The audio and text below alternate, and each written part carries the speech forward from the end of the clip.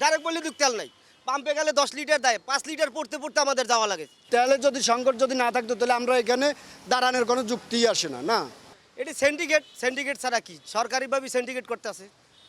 সরকারভাবে syndicate না করলে তো সরকার তেল দিতে, অথচ বলতেছে তেল আছে পর্যাপ্ত পরিমাণ, পাম্পে সব পাম্প বন্ধ। এই একটা পাম্পে দিতে আছে, এই আপনার এই সেরাটনের সামনে পাম্প বন্ধ, সেরাটনের লগে একটা ওইটা বন্ধ, ঢাকা কলেজের সামনে বন্ধ, এই আপনার আসাদ গেট বন্ধ।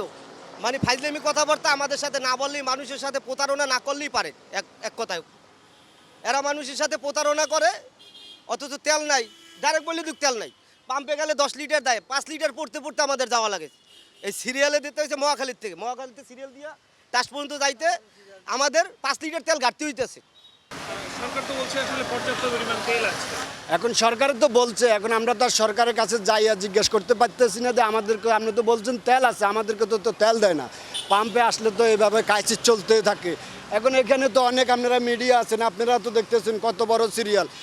আজ পর্যন্ত আগে কি দেখছেন এগুলি সিরিয়াল? এগুলি আগে কি দেখছেন?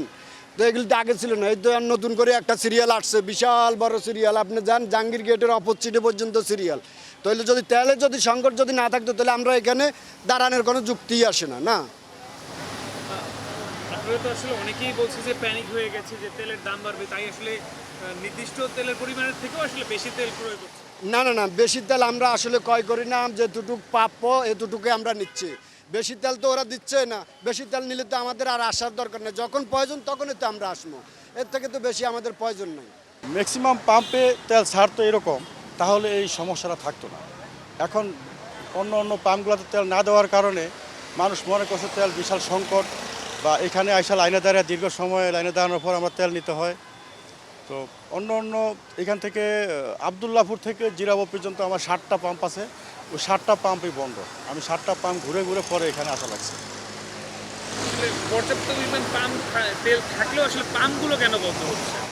এখন অ্যাকচুয়ালি ওরা কি সিন্ডিকেট করে বেশি দামে বিক্রির আশায় আটকে রাখছে কিনা সেটা বলতে পারবো না। তবে এরকম মনে হয় যে কিছু কিছু পাম্পে আজকে দিছে, কালকে সকাল থেকে আর দিচ্ছে না। তো ওর তো তেল একসাথে আর শেষ হয়ে যায় না, ওরা বেশি দামে বিক্রি করার আশায় তেলগুলো হয়তো আটকে রাখছে। কিন্তু প্রধানমন্ত্রী তো বললেন আসলে তেলের দাম বৃদ্ধি হওয়ার কোনো রকম কোনো সম্ভাবনা নেই। হ্যাঁ, প্রাইম মিনিস্টার তো আরও 2 টাকা তেলের দাম কমাইছে, তারপরেও তো তারা তেল ছাড়তেছে না। আমরা মুষ্টিমেয় কিছু পাম্পে তেল পাই, যার জন্য এত দীর্ঘ লাইন। যদি আমার মনে হয় যে আরও বেশি পাম্পে তেল যেহেতু দিচ্ছে, যদি 10টার জায়গায় যদি 20টা পাম্পে তেল দিত, তাহলে কিন্তু এত সংকট মানুষের মদত করতো না।